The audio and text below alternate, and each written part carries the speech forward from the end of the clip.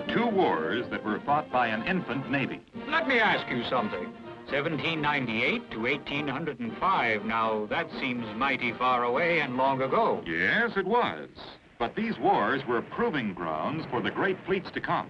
They schooled commanders and their crews for future struggles and convinced the country that ocean commerce had to be protected by a navy. Let's go back to the year 1783. Well, another question. What was going on then? The British left New York at the end of the Revolution. The Treaty of Paris was signed. 8 years of struggle were over. American independence was won. In New York, Washington said farewell to his battle-tested officers. In Annapolis, he resigned his commission as commander-in-chief. He'd been first in war. And now he was first in peace, and first in the hearts of his countrymen. Yes, he retired as a private citizen to farm his fields at Mount Vernon. Well, who are these folks here? A veteran's family. Home came the fighter, the soldier, and the sailor.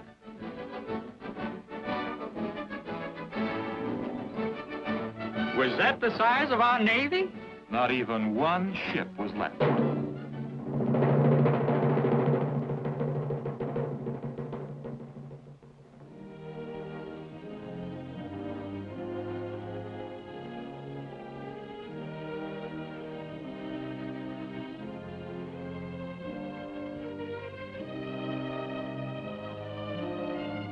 Our victory over Britain appeared a hollow one. There was the weak central government. It had no power to tax. It relied on requests to the states. And with no common enemy to fight, the 13 states raised tax barriers, almost waged open war against each other. England refused to consider her former colonies as a truly independent nation. Foreign trade suffered. England, France, and Spain closed West Indian ports to United States ships. Unemployment followed. Debts. Veterans lost their homes and farms. Many sought new opportunities in the West. In 1786, in Massachusetts, revolt flared in Shays' Rebellion. Appears to me something had to be done. As a republic, we were mighty young and weak. We didn't want to be begging England to take us back. No, the tide turned. In Philadelphia, in 1787, the Constitution was written. But tell me, why did the states wrestle about the Constitution? Well, you see, each was afraid it would sacrifice too much to a central government. But adoption of the Bill of Rights guaranteed personal liberty to every individual. In 1789, Washington became first president, and Hamilton, first Secretary of the Treasury, established government credit. America was ready to take its place in the family of nations. Vermont, the 14th state, joined the new union in 1791. Kentucky in 1792. Tennessee in 1796. Yes, but why in thunderation did these 16 states go to fight a war with France? At Yorktown, she was our ally, our comrade in arms. It never was declared war, but there was shooting. In the year 1789, the French Revolution burst into flames. At first, all Americans sympathized. They thought the French, too, wished to be independent of a king. Louis XVI was beheaded. Then the bloody Reign of Terror. Too much blood. Too much terror. England and her allies in Europe went to war against France. Washington, hoping for peace, proclaimed our neutrality. I'll calculate the French didn't like that. They wanted help from us. Figured we were still allies. The French sent over an agent named Genet. He violated American neutrality. He outfitted privateers, recruited seamen, even tried to turn the American people against Washington. In 1797, our president, John Adams, wished to effect some sort of a reconciliation. He sent emissaries to France, but they weren't well received. Representatives of the French government, known only as Messieurs X, Y, Z, demanded bribes before they would even discuss a treaty. We were badly treated on land and on sea. The violence of the French Revolution spread. French privateers swarmed through the West Indies and along our Atlantic coast. By June of 1797, over 300 American merchant vessels had been taken by the French.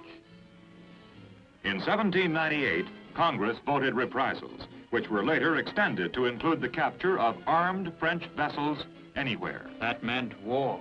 An undeclared war fought entirely on the seas.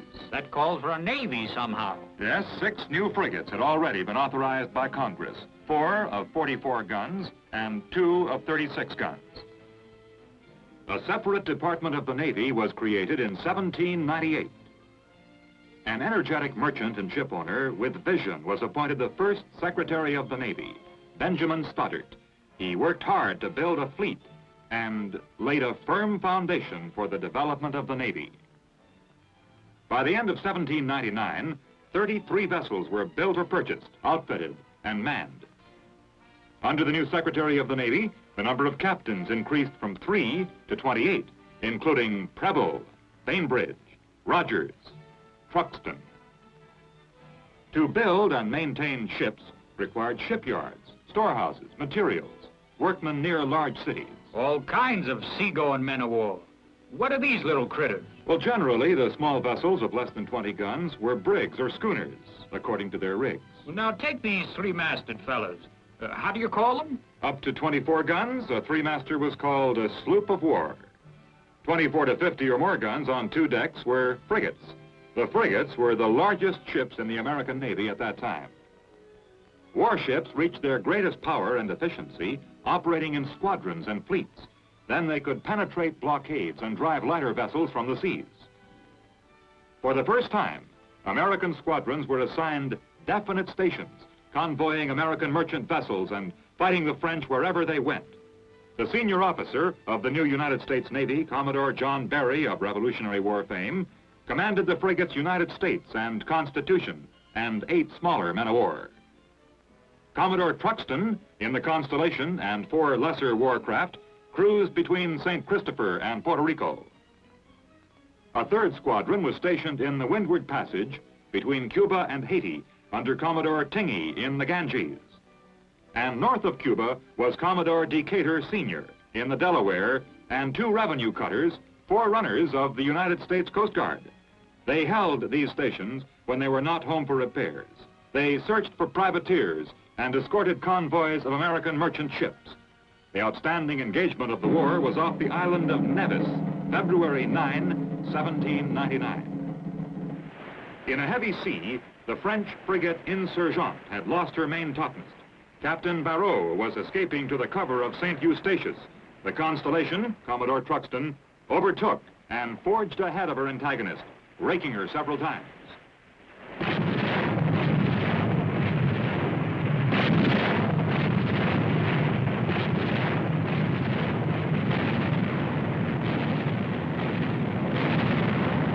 After more than an hour's engagement, the Insurgente struck her colors. The French fired too high, but the Americans were able to hit between wind and water. Superiority in gunnery was to stand Americans in good stead. Yes, it's mighty handy for a navy to know how to shoot. Southwest of Guadalupe, February 1st, 1800, the Constellation again proved herself. For 5 hours, she exchanged broadsides with the heavier-gunned Vengeance.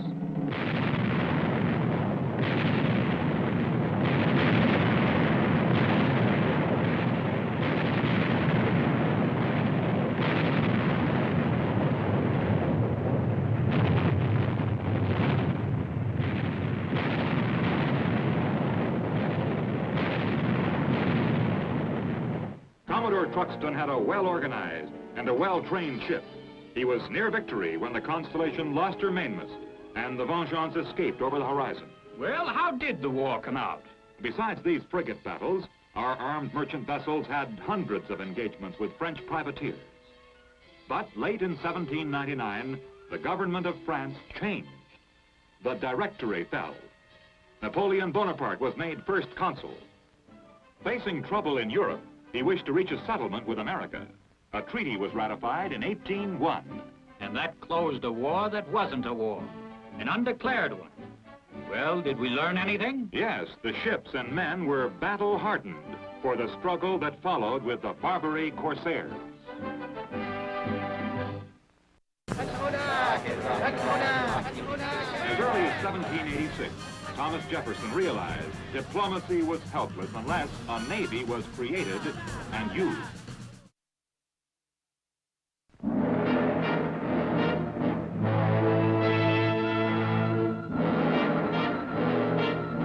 The Barbary States stretched along the northern coast of Africa. Arabs, Moors, Turks, Mohammedans, most of them. The Barbary States had practiced piracy for centuries. They sought plunder and captives to be held for ransom. They were experts at boarding and hand-to-hand fighting. Why didn't the nations get together and stop them? Because the rulers of Europe distrusted each other, they would not make a combined effort against the corsairs. The Barbary rulers were quick to take advantage of a young, weak nation like the United States. In accordance with time-honored practice, tribute was expected as a price for peace.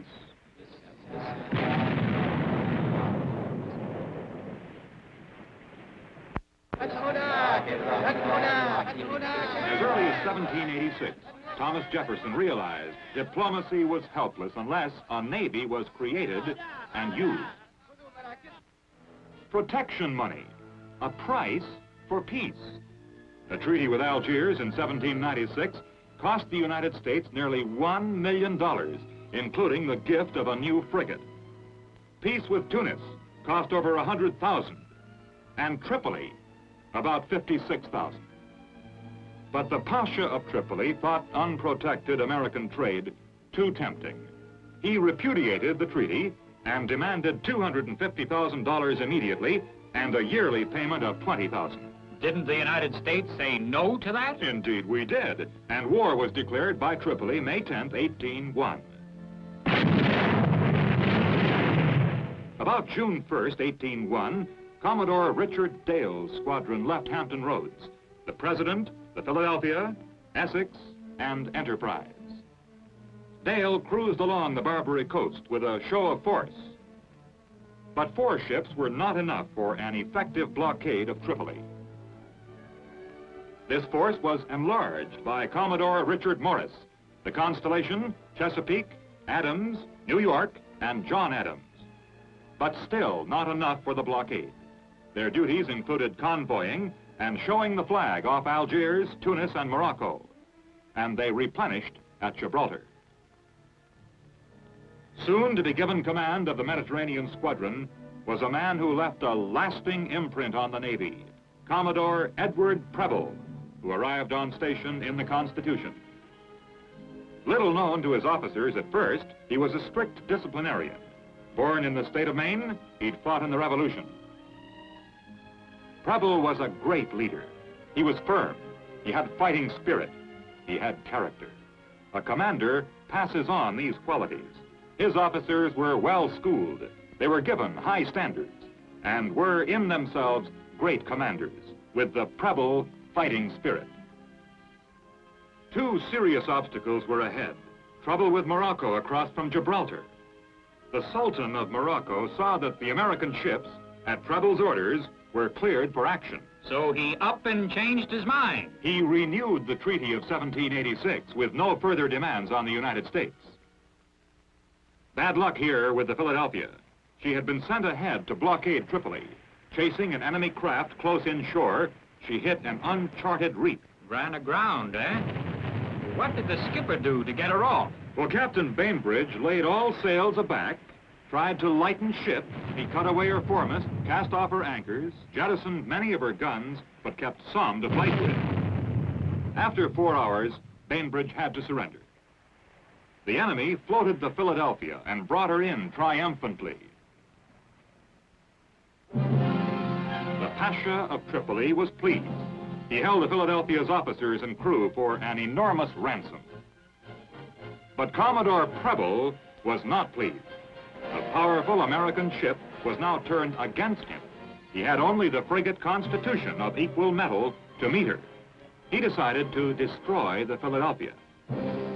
Lieutenant Stephen Decatur, Jr., commander of the Enterprise, volunteered to head an expedition to enter an enemy harbor and capture and burn a large warship.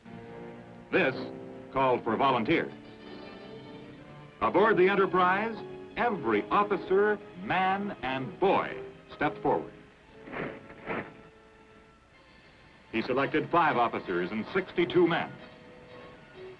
A Sicilian pilot, Salvatore Catalano, knew the harbor. They set out in a captured Tripolitan ketch with Mediterranean rig, renamed the Intrepid. Boldly, they sailed into the enemy harbor. A plan of attack had been carefully worked out and rehearsed. They would capture the Philadelphia by a united rush. They would then split into details to set her afire. 100 yards away, they were hailed. Catalano, the pilot, answered. He claimed that a storm had stripped them of anchors and requested permission to tie up alongside. The breeze gave out. Becalmed, 20 yards away from the heavy guns of the frigate. Almost alongside.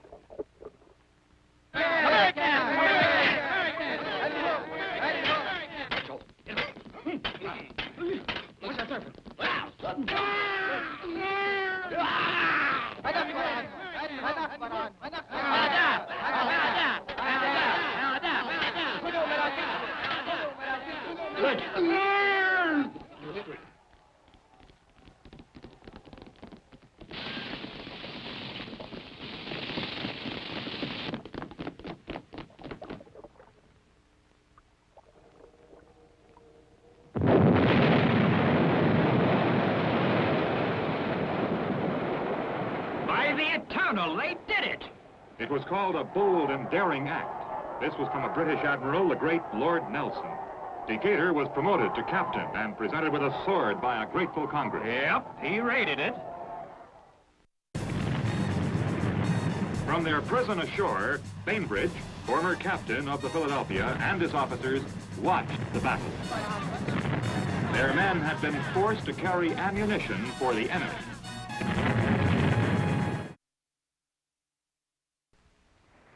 Now, what's that peculiar floating object? That's a bomb vessel for siege work. Commodore Preble borrowed 2 of them from the king of the 2 Sicilies. He was going to close in and bombard Tripoli.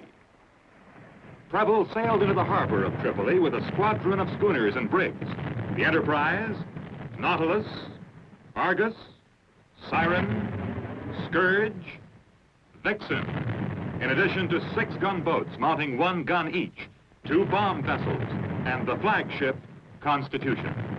With him were over 1,000 officers and men. They were attacking a walled city, defended by an army of 25,000, by forts and batteries mounting 115 guns, and a Tripolitan naval force of a brig, 2 schooners, 2 large galleys, and 19 gunboats. The first attack began on August 3rd, 1804. Preble took his entire fleet within point-blank range of the shore batteries. Captain Summers commanded the 1st Gunboat Division. Captain Stephen Decatur, the 2nd. Enemy ships and shore batteries opened up at grape-shot distance. Captain Decatur advanced toward the enemy's eastern division of 9 gunboats. The enemy closed. Captain Summers, even with his sweeps out, couldn't fetch windward to join Decatur. In gunboat number 1, he bore down on 5 of the enemy's western division, engaged within pistol shot, and drove them among the rocks. Captain Decatur, in number 4 gunboat, carried 1 enemy gunboat and then took a 2nd. Was saved by Reuben James. Lieutenant Tripp, in gunboat number 6, boarded an enemy, was cut off. He cleared the deck and hauled down the enemy colors. The brother of Stephen Decatur, Lieutenant James Decatur, was the only officer killed. Preble broke off the action, but returned 4 days later. The bomb vessels threw shells into the town. From their prison ashore, Bainbridge, former captain of the Philadelphia, and his officers watched the battle. Their men had been forced to carry ammunition for the enemy.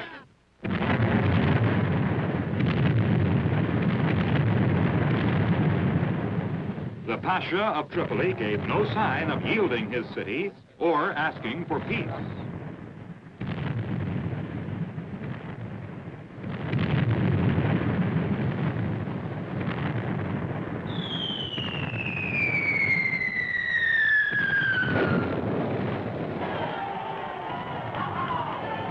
That result couldn't help but please those fellas. Preble had another idea. A fire ship loaded with explosives to destroy the harbor shipping and shatter the Pasha's castle. The same Intrepid that had burned the Philadelphia. In her hold, 100 barrels of powder, 150 shells. Slow-burning fuses led to the powder magazine. The Intrepid, Captain Summers, was manned by a volunteer crew of 13. 13. Preble waited.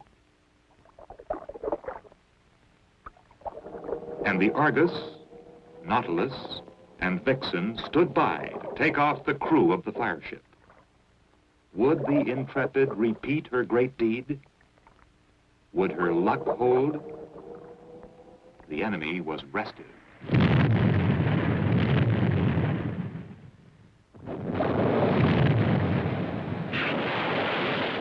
No, the luck didn't hold. Subsequently, Preble was ordered home, and the Pasha was now faced by Commodore Barron. The new Commodore brought out William Eaton, Navy agent for the Barbary States, who had a plan. The brother of the Pasha of Tripoli was Hamet Karamanli. He had claimed the throne of Tripoli, had been defeated, and driven into Egypt. It was Eaton's idea to put Hamet back on the throne of Tripoli. A native army of 400 men was gathered in Egypt. Frequent disorders and desertions among them reduced this number. From the fleet came 7 United States Marines. They were under Lieutenant O'Bannon. And this army started out with 107 camels.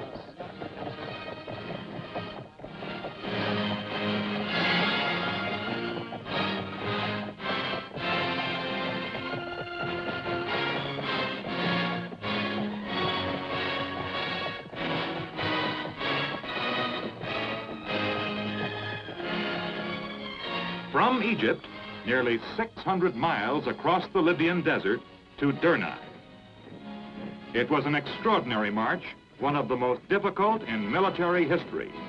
With the Marine Corps, it was the start of a great tradition, a march from Egypt to the shores of Tripoli.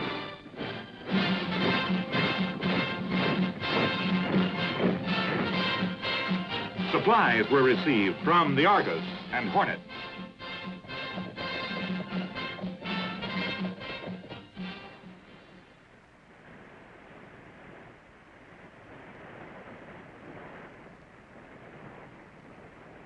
Reaching Derna, the attack was coordinated with the guns of the Argus, Hornet, and Nautilus, guns on which the hope of victory rested.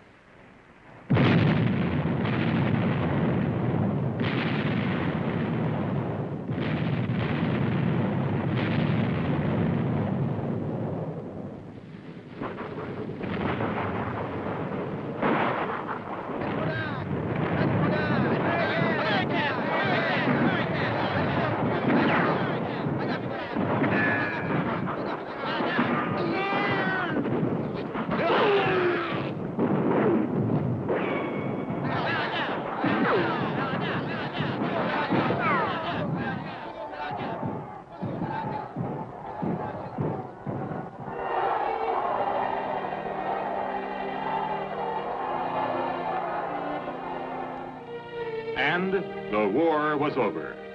There was peace in the Mediterranean and at home for a while. Well, did the war teach us anything? Yes, commerce needs naval protection. The United States, refusing to tolerate piracy, had humbled the proud rulers of Barbary and gained prestige in the eyes of the world. The young Navy had beaten the pirates at their favorite hand-to-hand tactics, adding to the growth of a fighting tradition. The war produced great leaders, Preble, Decatur, Tripp, and Somers. Bainbridge, who will emerge from captivity to win victories. Other names that will be heard again: Hull, Rogers, Porter, McDonough, Perry, Lawrence. America made it known at home and abroad that to keep a peace and to keep honor, there must be ships that can fight and men who can lead.